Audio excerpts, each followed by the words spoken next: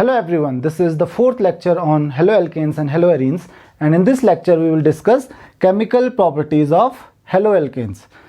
So we have classified the chemical properties into different categories. The first is nucleophilic substitution reactions, then elimination reactions, then reduction reactions, then reaction with metals and rearrangement reactions.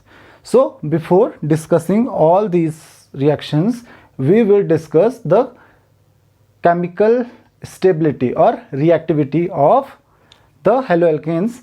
So if the alkyl group is same, the order of reactivity is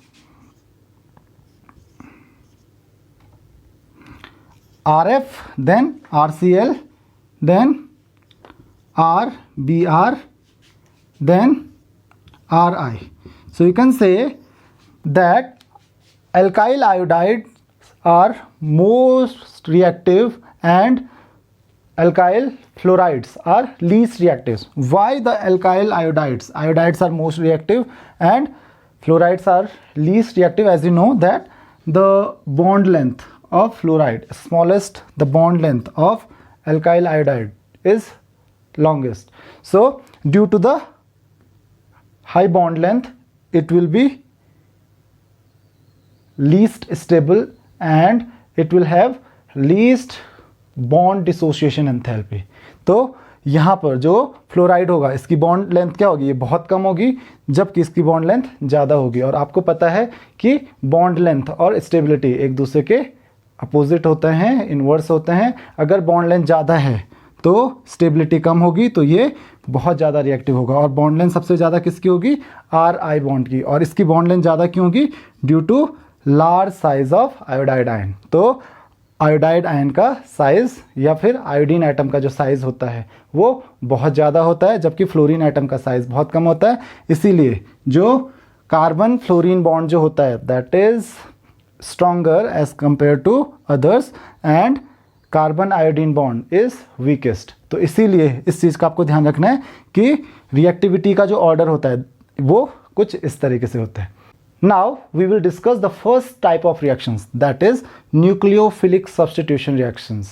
As the name suggests, nucleophilic and then substitution. तो nucleophilic means nucleus loving या फिर जो positive charge की तरफ attract होता है, and substitution. तो substitution किसका होगा, आयोडाइड या फिर ब्रोमाइड, क्लोराइड या फिर फ्लोराइड आयन का. मीन्स किसी भी हैलाइड आयन का सब्सटीट्यूशन होगा. और सब्सटीट्यूशन कौन करेगा, कोई न्यूक्लियोफाइल उसको सब्सटीट्यूट करेगा. तो इसको हम क्या कहते हैं, nucleophilic substitution reaction. So in these reactions a nucleophile will replace the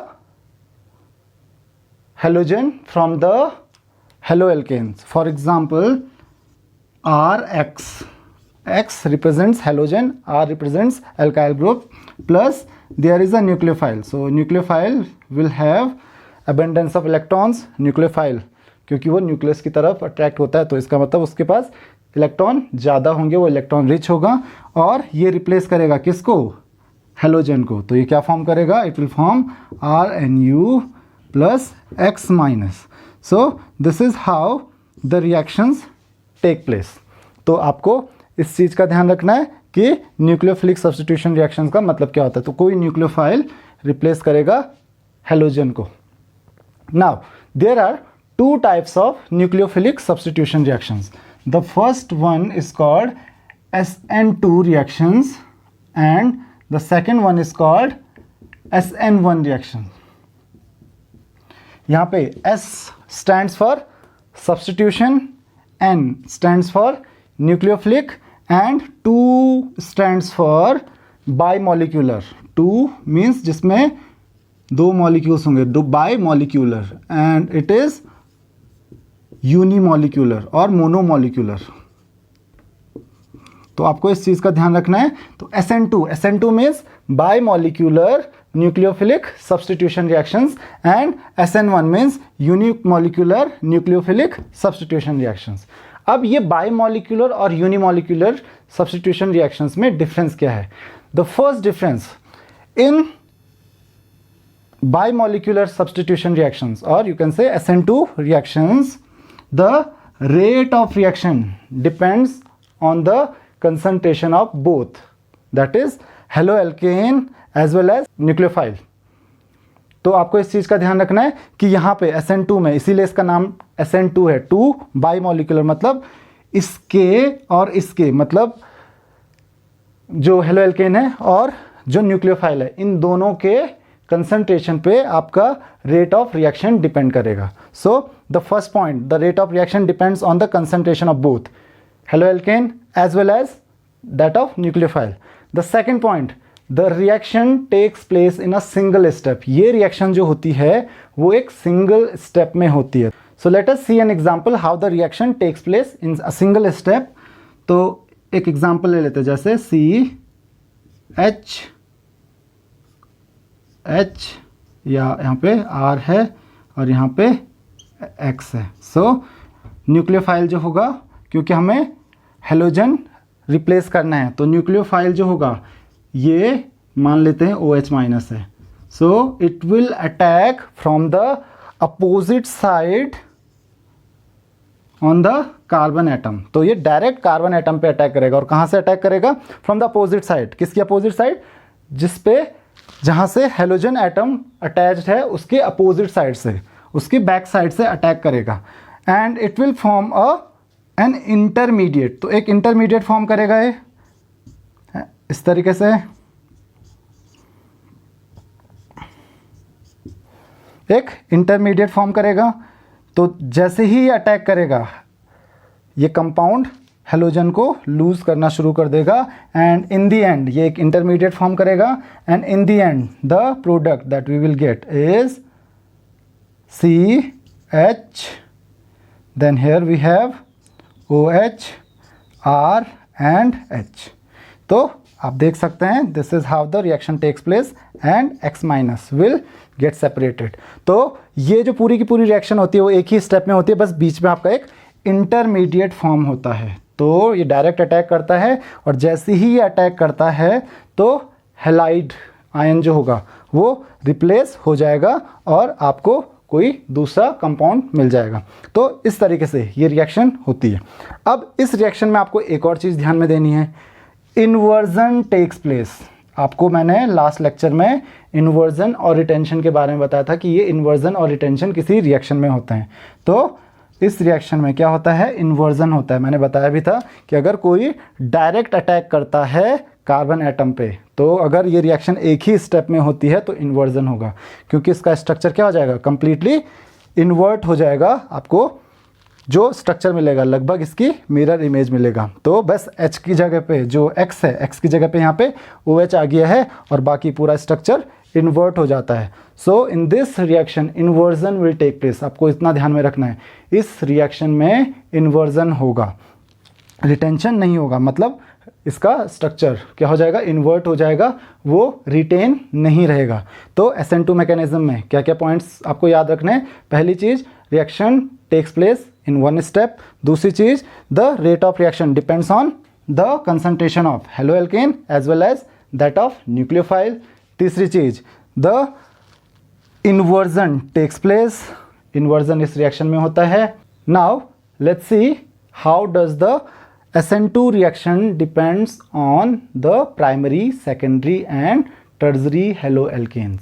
तो आपको ये देखना है कि SN2 reactions जो होती हैं वो प्राइमरी में किस तरीके से होती हैं, सेकेंडरी हेलोएल्केन में किस तरीके से होती हैं और टर्जरी हेलोएल्केन्स में किस तरीके से होती हैं। तो आपको ध्यान रखना है the order of reactivity for primary, secondary and टर्जरी haloalkanes is this. So highest for primary, then secondary and then least for tertiary. So this is SN2 mechanism। आपको ये ध्यान में रखना है, SN2 mechanism जो होता है ये प्राइमरी हेलोएल्केन्स में SN2 mechanism से सबसे ज़्यादा रिएक्शंस होंगी, then secondary and then tertiary। Now the question is why? ये ऐसा क्यों होता है? प्राइमरी में SN2 मैकेनिज्म से रिएक्शंस क्यों होती हैं और टर्जरी में क्यों नहीं हो पाती हैं इजीली? तो इसका देखो एक सिंपल सा आंसर है। आपको जब मैकेनिज्म समझ में आ जाता है तो मैकेनिज्म से ही आप आइडिया लगा देते हो कि ऐसा क्यों होता है कि टर्जरी बहुत डिफ़िकल्टी से होती हैं या नहीं होती हैं।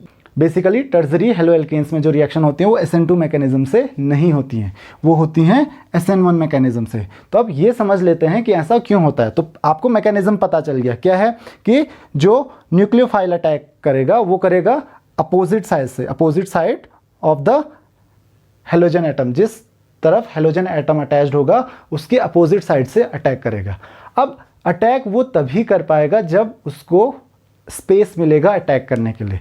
अब यहाँ पे 3 कंडीशंस हैं, whether halo alkane is primary और इट इज सेकेंडरी और it is a tertiary halo alkane.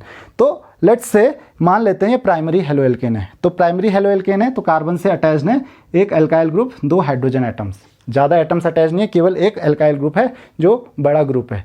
तो क्योंकि ये बड़ा ग्रुप है तो इसकी वजह से क्या होगा, स्टेरिक हिंडरेंस होगा। स्टेरिक हिंडरेंस क्या होता है, क्योंकि इस ग्रुप में अलग अलग एटम्स होंगे, कार्बन के हाइड्रोजन के अलग अलग एटम्स होंगे और वो अलग अलग एटम्स का अपना एक इलेक्ट्रॉन क्लाउड होगा।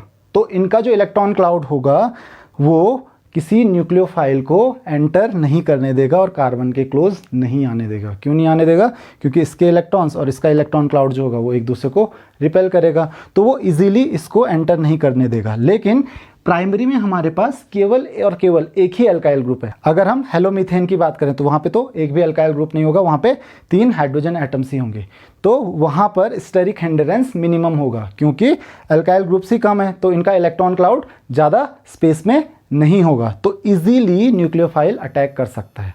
अब अगर ये प्राइमरी की जगह सेकेंडरी होगा तो सेकेंडरी में क्या होगा, एक आर ग्रुप तो ऑलरेडी अटैच्ड है, दूसरा आर ग्रुप भी यहाँ पे आ जाएगा।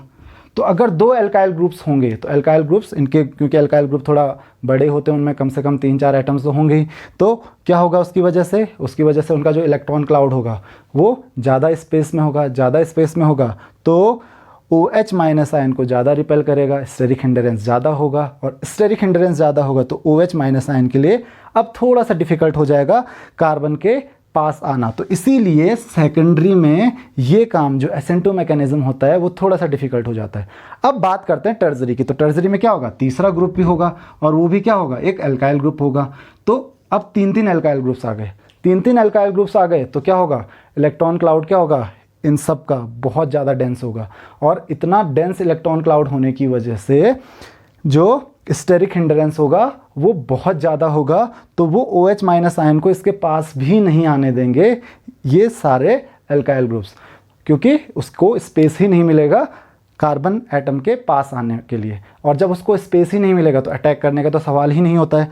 तो जब वो अटैक ही नहीं कर पाएगा तो ये टर्सरी जो हेलो एल्केन्स हैं उनमें तो रिएक्शन हो ही नहीं पाएगी।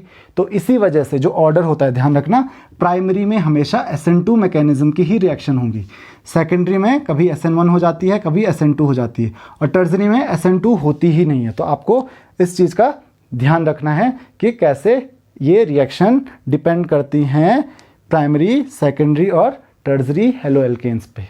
सो we have discussed SN2 mechanism, now let's discuss SN1 mechanism, how the chemical reaction takes place, nucleophilic substitution reactions take place by SN1 mechanism। तो SN1 mechanism में होता क्या है, SN1 क्यों बोलते हैं, यहाँ पे हम यूज़ करते हैं मोनोमोलिकुलर। अब इसको मोनोमोलिकुलर क्यों बोलते हैं, because in this reaction the rate of reaction depend only on the concentration of halo alkanes, not on the concentration of nucleophile. तो आपको इस चीज़ का ध्यान रखना है कि इस मैकेनिज्म के लिए जो रेट ऑफ रिएक्शन होता है वो केवल हेलो एल्केन के ही कंसंट्रेशन पे डिपेंड करता है, न्यूक्लियोफाइल के कंसंट्रेशन पे डिपेंड नहीं करता है। तो ये जो रिएक्शन होती है ये 2 स्टेप में होती है, ध्यान रखना। जो SN2 मैकेनिज्म होता है वो 1 स्टेप में होता है, SN1 मैकेनिज्म 2 स्टेप में होता है। आप 1-2 से ये मत सोचना कि ये 1 स्टेप में होगा और वो 2 में होगा, वो 1 स्टेप में होता है। SN2 मैकेनिज्म 1 स्टेप में होता है। उसको SN2 इसलिए बोलते हैं क्योंकि वो दोनों के कंसंट्रेशन पे डिपेंड करता है, halo alkane as well as nucleophile. और इसको SN1 मैकेनिज्म इसलिए बोलते हैं क्योंकि ये केवल हेलो एल्केन के कंसंट्रेशन पे डिपेंड करता है, न कि न्यूक्लियोफाइल के कंसंट्रेशन पे। तो ये 2 स्टेप में होता है। कैसे, step 1, the first step is the formation of carbocation. तो पहले कार्बोकैटायन फॉर्म होता है। अब वो कार्बोकैटायन कैसे फॉर्म होगा, let's say this is carbon R, then H, then X। तो ये कार्बोकैटायन कैसे फॉर्म करेगा, CR और R भी हो सकता है प्लस, और halide ion will get separated. This step is very slow step. Now the second part, the carbocation combines with nucleophile and a new product is formed. तो यहाँ पर आप देख सकते हो ये जो प्रोसेस होता है वो फास्ट प्रोसेस होता है. तो ये 2 स्टेप हैं. फर्स्ट स्टेप में क्या होगा, एक कार्बोकैटायन फॉर्म होगा. कार्बोकैटायन कैसे फॉर्म होगा, ये जो हैलाइड आयन है, हैलाइड आयन सेपरेट हो जाएगा और बाकी का बचेगा कार्बोकैटायन. और जब ये हैलाइड आयन सेपरेट होगा, क्योंकि कैटायन है, न्यूक्लियोफाइल क्या करता है, पॉजिटिव चार्ज की सर्च में है, तो अब तो वो इजीली रिएक्ट कर लेगा इससे. डिफिकल्ट स्टेप कौन सा होता है, पहला वाला. तो देखिए जब तक ये स्टेप नहीं होगा तब तक न्यूक्लियोफाइल कितना है उस बात से तो कोई फर्क पड़ेगा नहीं. तो इसका मतलब जो पूरी की पूरी रिएक्शन है वो सिर्फ और सिर्फ इस स्टेप पे डिपेंड करती है. इस स्टेप पे उसकी कोई डिपेंडेंसी नहीं है, क्योंकि आपको पता है कि जो रेट ऑफ रिएक्शन होता है, अगर कोई भी रिएक्शन नंबर ऑफ स्टेप्स में हो रही है, so the rate determining step is the slowest step. जो सबसे स्लो स्टेप होता है उसी पे रेट ऑफ रिएक्शन डिपेंड करती है, क्योंकि बाकी के स्टेप कितने भी फास्ट हो रहे हो, जब तक स्लो वाला स्टेप नहीं हो जाता है तब तक रिएक्शन कंप्लीट नहीं हो सकती है. तो इसीलिए आपको ध्यान रखना है जो ये स्टेप होगा इसी पे रेट ऑफ रिएक्शन डिपेंड कर रहा है, और इस स्टेप में कहीं न्यूक्लियोफाइल तो है नहीं. तो इसीलिए ये रिएक्शन जो होगी SN1 मैकेनिज्म से जो रिएक्शन होती है वो केवल किस पे डिपेंड करती है, concentration of haloalkane. This is haloalkane. अब बात करते हैं कि ये रिएक्शन कैसे डिपेंड करती है, कैसे चेंज होती है with primary, secondary and tertiary. तो अगर मैं ऑर्डर ऑफ रिएक्टिविटी की बात करूं, order of reactivity for SN1 mechanism is tertiary is greater than secondary is greater than primary. Tertiary haloalkanes में ये रिएक्शन सबसे ज़्यादा होगी, then secondary and at last primary सबसे कम होगी प्राइमरी में. अब आपके पास क्वेश्चन आता है कि ऐसा क्यों होता है. तो अगेन आपको फिर से मैकेनिज्म पे जाना है. मैकेनिज्म का सबसे बड़ा प्रॉब्लम कौन सा है, स्टेप 1. अगर ये स्टेप हो गया तो दूसरे स्टेप में तो कोई प्रॉब्लम ही नहीं है, वो अपने आप ही पॉजिटिव की तरफ अट्रैक्ट हो जाएगा और अपने आप ही न्यूक्लियोफाइल कंबाइन होकर जो आपका प्रोडक्ट है उसे फॉर्म कर लेगा. लेकिन इस स्टेप को होने में प्रॉब्लम है.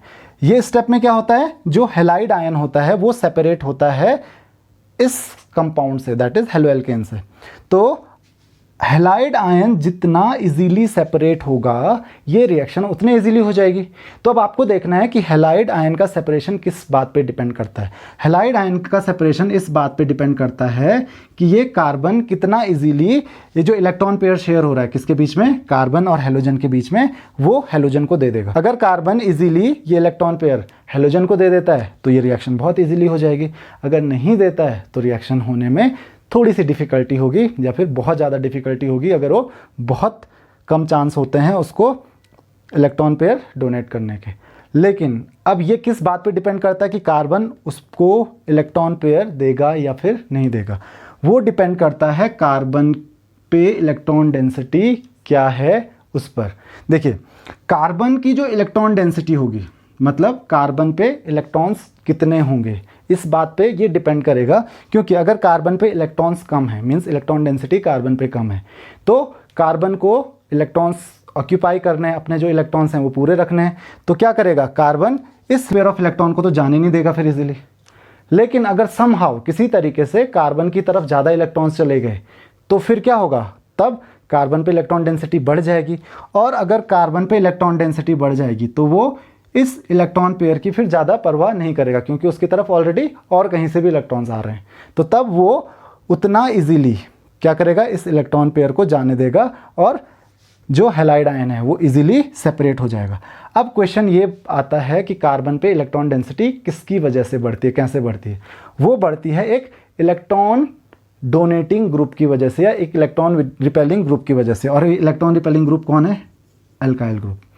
तो अब आपको यहाँ पे समझ में आ गया होगा, जितने ज़्यादा अल्काइल ग्रुप हैं, अगर केवल एक ही अल्काइल ग्रुप होगा, जैसे प्राइमरी की हम बात करें, तो अगर केवल एक ही अल्काइल ग्रुप होगा RCHH और यहाँ पे X देख लेते हैं। तो केवल ये अल्काइल ग्रुप, क्योंकि अल्काइल ग्रुप्स क्या होते हैं, इलेक्ट्रॉन रिपेलिंग ग्रुप होंगे, तो ये जो शेयर्ड पेयर ऑफ इलेक्ट्रॉन है ये रिपेल करेगा, कार्बन की तरफ भेजेगा, तो इसकी वजह से कार्बन पे इलेक्ट्रॉन डेंसिटी बढ़ेगी और तब ये कार्बन हेलोजन की तरफ अपने इलेक्ट्रॉन पेयर जो है, क्योंकि इलेक्ट्रॉन डेंसिटी ज़्यादा हो जाएगी तो वो पुश करेगा किसकी तरफ, हेलोजन की तरफ, और फिर हेलोजन इसको लेके चला जाएगा। लेकिन यहाँ पे क्योंकि एक ही अल्काइल ग्रुप है और कार्बन पे जो इलेक्ट्रॉन डेंसिटी बढ़ेगी वो बहुत ज़्यादा तो बढ़ेगी नहीं, इतनी तो नहीं बढ़ेगी कि वो इजीली इसको जाने दे, तो इस वजह से जो प्राइमरी हेलो एल्केन्स हैं उनमें जो SN1 मैकेनिज्म है वो नहीं होता है। लेकिन अगर यहाँ पे 2 अल्काइल ग्रुप आ गए तो अब क्या होगा, अब दो अल्काइल ग्रुप अपने इलेक्ट्रॉन्स पुश करेंगे कार्बन की तरफ, तो कार्बन पे इलेक्ट्रॉन डेंसिटी बढ़ जाएगी थोड़ा सा। अब ये थोड़ा सा इजी हो जाएगा हैलाइड आयन फॉर्म करने के लिए, क्योंकि अब कार्बन इसको थोड़ा और लूज छोड़ देगा क्योंकि इलेक्ट्रॉन्स दूसरी तरफ से आ रहे हैं। लेकिन अगर टर्जरी हो तो अब तो 3 ग्रुप्स हो गए जो कार्बन की तरफ अपने इलेक्ट्रॉन पेयर्स पुश करेंगे, जो शेयर्ड पेयर ऑफ इलेक्ट्रॉन्स हैं उनको कार्बन की तरफ पुश करेंगे, तो इसकी वजह से जो इसकी इस इलेक्ट्रॉन को लूज करने की, कार्बन की इस इलेक्ट्रॉन पेयर को लूज करने की जो टेंडेंसी होगी वो और ज़्यादा बढ़ जाएगी, तो और इजी हो जाएगा हैलाइड आयन का सेपरेट होना। तो अब आप समझ गए होंगे कि क्यों टर्जरी में ये रिएक्शन सबसे इजी होती है, सेकेंडरी में थोड़ा डिफिकल्ट होती है और प्राइमरी में सबसे ज़्यादा डिफिकल्ट होती है। तो अब बात आती है SN1 और SN2 मैकेनिज्म की। तो अब आपको SN1 का तो ऑर्डर ये है और SN2 का ऑर्डर ये है, primary then secondary then tertiary. तो ये ऑर्डर है SN2 का, ये ऑर्डर है SN1 का, हमसे रिएक्शन होगी। तो प्राइमरी और टर्जरी का तो एकदम क्लियर है कि प्राइमरी में SN2 से ही होंगी और जो टर्जरी है उसमें SN1 से ही रिएक्शंस होंगी। सेकेंडरी में कुछ सेकेंडरी कंपाउंड्स में SN1 से होती हैं और कुछ में SN2 से होती हैं, वो डिपेंड करता है अलग अलग कंपाउंड्स पे। Now let's see some examples of nucleophilic substitution reactions. First is substitution by hydroxyl group, that is OH group. So it results in the formation of alcohol. So RX, that is haloalkane, with KOH it forms ROH and KX. तो यहाँ पे जो nucleophile होगा, nucleophile is OH minus group. So it replaces X. So it forms KX. KX क्या हो जाएगा, separate हो जाएगा, OH माइनस अटैक करेगा अल्काइल ग्रुप को and it will form ROH और KX. Similarly we can see an example, जैसे कि हमने CH3 CH2Cl दैट इज क्लोरोइथिन, क्लोरोइथिन को हम रिएक्ट करेंगे KOH के साथ, that is potassium hydroxide, aqueous potassium hydroxide के साथ। सो KCl सेपरेट हो जाएगा और OH अटैक करेगा CH3 CH2 पे, तो ये फॉर्म करेगा इथेनॉल। तो यहाँ पे एल्कोहल्स को हम फॉर्म कर सकते हैं with the help of halo alkanes. Similarly substitution by alkoxy group, alkoxy that is RO, तो RO ग्रुप से अगर हम रिप्लेस करेंगे किसको, हैलाइड आयन को, तो क्या फॉर्म करेगा ये, it will form ROR dash. So you can see X will combine with sodium and it will form NaX, that is sodium halide, and RO that is R dash OR. So R dash O will combine with R और it will form ether. तो यहाँ पे easily ether form हो जाएगा अगर आप alkoxy group से replace करते हो हैलाइड आयन को। तो एक एग्जांपल है इसका, जैसे bromo ethane will react with sodium methoxide that is CH3ONa, तो NaBr वो सेपरेट हो जाएगा और इस CH3CH2 से अटैच होगा OCH3, तो CH3CH2 से अटैच हुआ OCH3, सो इसको हम क्या बोलेंगे, मेथॉक्सी इथेन, और सोडियम ब्रोमाइड आपको सेपरेट मिल जाएगा। नेक्स्ट है सब्स्टिट्यूशन बाय एल्काइनिल ग्रुप। एल्काइनिल ग्रुप कौन सा है, C ट्रिपल बॉन्ड C, तो C ट्रिपल बॉन्ड CR जो ग्रुप होगा दैट इज कॉल्ड एल्काइनिल ग्रुप। यहाँ पे C triple bond C means एक ट्रिपल बॉन्ड होगा कार्बन एटम्स के बीच में, तो इसको हम कहेंगे एल्काइनिल ग्रुप। तो यहाँ पे हेलो एल्केन्स के साथ आप रिएक्ट करोगे तो ये क्या फॉर्म करेगा, यहाँ पे एल्काइनिल ग्रुप अटैच होगा R के साथ और X के साथ अटैच होगा क्या, X के साथ अटैच होगा sodium, so NaX will be separated और ये फॉर्म करता है कोई हायर एल्काइन। लोअर एल्काइन से हम हायर एल्काइंस फॉर्म कर सकते हैं इसकी हेल्प से। तो हायर एल्काइन मिल गया आपको। चलिए एक एग्जांपल देख लेते हैं, जैसे कि CH3Br, ये क्या है, ब्रोमोमीथेन, ये रिएक्ट करेगा सोडियम एसिटिलाइट के साथ, तो यहाँ पे ये लोअर एल्काइन होता। अगर इसको हम रिएक्ट करेंगे इसके साथ तो क्या हो जाएगा, Br कंबाइन होगा सोडियम के साथ और CH3 के साथ कंबाइन होगा कौन, ये। तो CH3 के साथ कौन कंबाइन होगा, CH3 के साथ ये कंबाइन होगा, तो C triple bond CH combine होगा CH3 के साथ और ये फॉर्म करेगा हायर एल्काइन, क्योंकि ये क्या था, लोअर था। अब क्या फॉर्म कर दिया इसने, अब इसने फॉर्म कर दिया propyne. Next is substitution by cyano group. So cyno means that is nitrile group, that is CN. So in this RX will react with KCN, that is potassium cyanide, that is alcoholic potassium cyanide, and it will form alkane nitrile, nitrile group और cyno group दोनों हम CN को ही बोलते हैं, इसका ध्यान रखिए। तो और KX साथ में सेपरेट हो जाएगा। एक एग्जांपल आप देख सकते हो, CH3 CH2I प्लस KCN क्या फॉर्म करता है, CH3 CH2C triple bond N plus KI, तो ये फॉर्म करेगा propane nitrile. Now the next is substitution by isocyanide group. तो C triple bond N, CN जो होता है दैट इज साइनाइड, और NC जो होता है NC इज कॉल्ड आइसोसाइनाइड। तो NC से कैसे रिप्लेस करना है, RX that is haloalkane को रिएक्ट करना है AgCN that is silver cyanide के साथ, and it will form RNC and AgX। For example CH3 CH2Br plus AgCN will form CH3CH2NC plus AgBr। तो अब आपके पास क्वेश्चन ये आता है कि अगर हम पोटेशियम साइनाइड के साथ रिएक्ट करें हेलो एल्केन को तो ये फॉर्म करेगा साइनाइड्स, और अगर हम रिएक्ट करते हैं किसके साथ, AgCN के साथ, तो ये आइसोसाइनाइड फॉर्म करेगा। तो ऐसा क्यों होता है, there is always a question like this in examination. So the answer is because CN group is ambidentate, means it can donate or it can share its electron from carbon as well as nitrogen atom. तो क्योंकि यहाँ पे electron की deficiency नहीं होती है, carbon के पास भी इलेक्ट्रॉन्स हैं, नाइट्रोजन के पास भी इलेक्ट्रॉन्स हैं। कार्बन के पास कैसे इलेक्ट्रॉन आए, जैसे KCN, जब KCN रिएक्ट कर रहा था KCN, तो KCN आपको पता है K प्लस और Cn माइनस आयन फॉर्म करेगा। तो Cn माइनस के जो इलेक्ट्रॉन्स होंगे वो किस पे होंगे, कार्बन पे। तो कार्बन पे भी 2 इलेक्ट्रॉन होंगे, और नाइट्रोजन के पास तो ऑलरेडी एक लोन पेयर ऑफ इलेक्ट्रॉन होता है। अब यहाँ पे जो KCN है, KCN is ionic in nature, KCN तो आयोनिक होता है, तो वो Cn minus ion easily form कर लेता है। But AgCN is not ionic in nature, AgCN is partially covalent in nature. ये कोवेलेंट होता है कौन, AgCN, KCN आयोनिक होता है। तो KCN से Cn minus ion easily separate होता है, और इसीलिए जब वो अटैच होता है तो अटैच किसके साथ होता है, कार्बन एटम के साथ। जब भी ये इस कंपाउंड के साथ अटैच होगा तो किसके थ्रू अटैच होगा, कार्बन एटम के थ्रू। बट इस केस में क्या होता है, कोवेलेंट कैरेक्टर की वजह से सेपरेट तो नहीं हो पाएगा, तो क्या होगा, अटैच होगा तो किसकी तरफ से होगा, फ्रॉम नाइट्रोजन, क्योंकि कार्बन के पास इलेक्ट्रॉन पेयर्स उस समय अवेलेबल नहीं होंगे, या कार्बन के साथ वो इतना इजीली अटैक नहीं हो पाएगा। तो इस वजह से ये नाइट्रोजन के साथ अटैच होगा और फॉर्म करेगा आइसोसाइनाइड। तो ये हमेशा एक क्वेश्चन आता है एग्जाम में, इसका ध्यान रखना कि रीज़न क्या है कि KCN के साथ साइनाइड्स फॉर्म करता है और AgCN के साथ आइसोसाइनाइड्स फॉर्म करता है।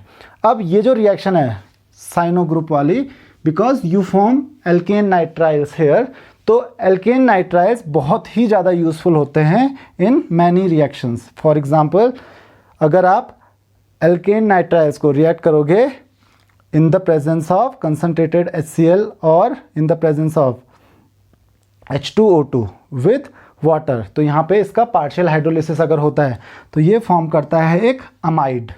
उसी तरीके से अगर आप डाइल्यूट HCl के साथ रिएक्ट करते हो, कंप्लीट हाइड्रोलिसिस होता है, तो वो फॉर्म करेगा that is carboxylic acid.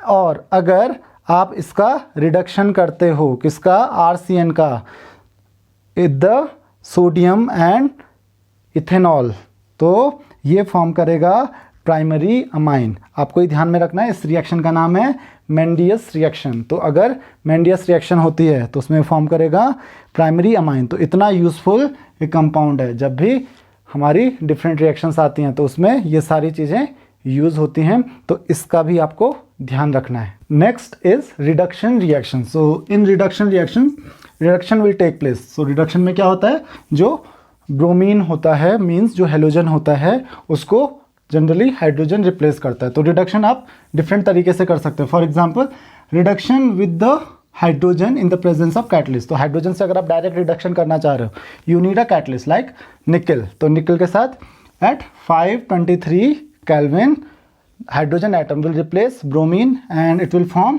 Alkene. तो ये फॉर्म करेगा ethane. This is bromoethane. तो ब्रोमो इथेन से आप इथेन फॉर्म कर सकते हो plus HBr।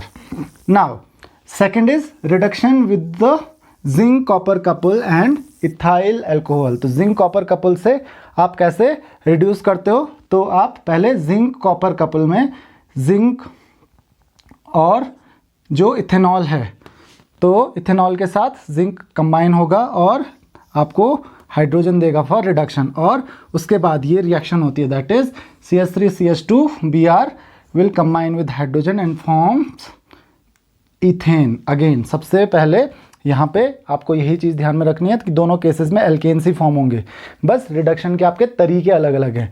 Another is reduction with HI in the presence of red phosphorus. तो रेड फॉस्फोरस के साथ सेम यहाँ पे HI हाइड्रोजन आयोडाइड के साथ आप रिएक्ट करोगे।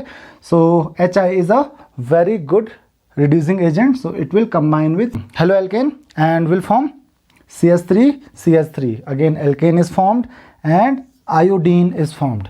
तो आपको ये तरीके ध्यान में रखने हैं, इन तरीकों से आप रिडक्शन कर सकते हो रेड फॉस्फोरस की प्रेजेंस में 433 केल्विन पे अगर आप HI के साथ ट्रीट करते हो हेलो एल्केन को, या फिर zinc copper couple and ethyl alcohol के साथ ट्रीट करते हो, तो या फिर रिडक्शन करते हो विद हाइड्रोजन, तो उससे भी आप एल्केन्स फॉर्म कर सकते हो। Next is reaction with metals. So there are different type of reactions with different metals. तो अलग अलग मेटल्स के लिए अलग अलग रिएक्शन होगी।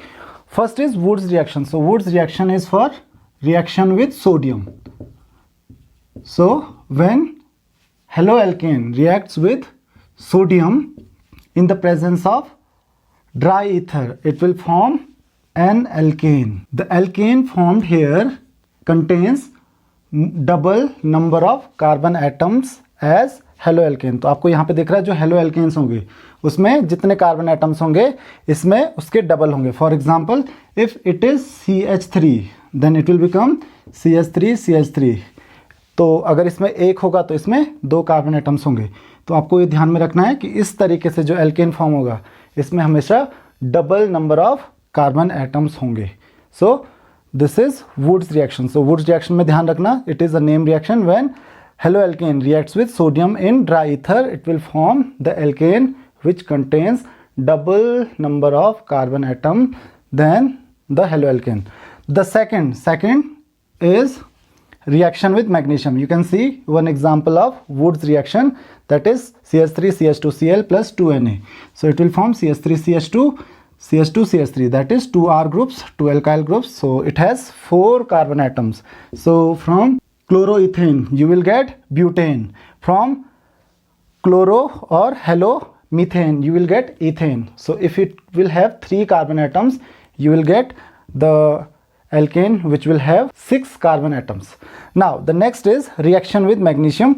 So in magnesium the haloalkane reacts directly with the magnesium and forms RMgX, that is called Grignard reagent. For example CH3MgCl. So this is a different category of compounds which is known as Grignard's reagent. So Grignard's reagents are very important compounds for different synthesis, the synthesis of different compounds. The next is reaction with lithium. तो lithium के साथ कैसे react करता है? lithium के साथ आप अगर किसी भी haloalkane को react करोगे so it will form alkyl lithium. जैसे ये हो गया आपका ethyl lithium, तो ये एल्काइल लिथियम फॉर्म करता है। तो आप देख रहे हो यहाँ पे अलग अलग मेटल्स अलग अलग तरीके से रिएक्ट कर रहे हैं। Then it will also form lithium bromide. और उसी तरीके से रिएक्शन विद जिंक। तो जिंक के साथ जो रिएक्शन होती है ये सब सारी की सारी रिएक्शन क्या होती हैं? ड्राई ईथर में होती हैं। बस जिंक के साथ एक इनर्ट एटमॉस्फेयर में रिएक्शन होगी। तो जिंक के साथ अगर आप रिएक्ट करोगे हेलो एल्केन को, it will form dialkyl zinc. जैसे डाई इथाइल लिथियम फॉर्म कर रहा है वैसे ही डाई एल्काइल जिंक फॉर्म करेगा। तो यहाँ पे अगर डाई इथाइल ब्रोमाइड है तो यहाँ पे क्या फॉर्म करेगा, di ethyl zinc plus zinc bromide, zinc halide ये फॉर्म करेगा। सो this is reaction with metals. The last is rearrangement reaction. So in rearrangement reactions just the halogen atom changes its position. तो rearrangement reaction कैसे होती हैं, when a halo alkane is heated in the presence of anhydrous aluminum chloride, so it will form its position isomer. For example, यहाँ पे हमारे पास क्या है, this is bromopropane or you can say 1 bromopropane and it will form 2 bromopropane. Similarly, here we have 1 chlorobutane and you will get 2 chlorobutane. So on heating anhydrous aluminum chloride, the rearrangement reaction will take place and it will form another isomer. So this is all in this lecture. If you have any queries, you can ask your questions in comment box. Thank you very much.